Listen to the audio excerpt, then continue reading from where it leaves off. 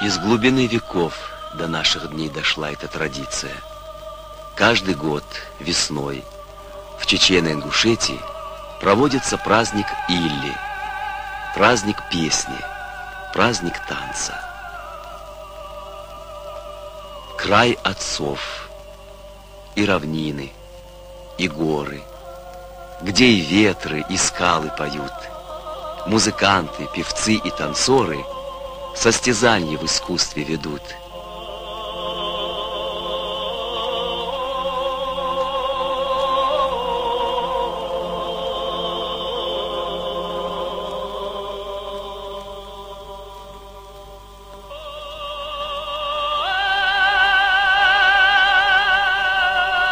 Что за праздник без удали скачек?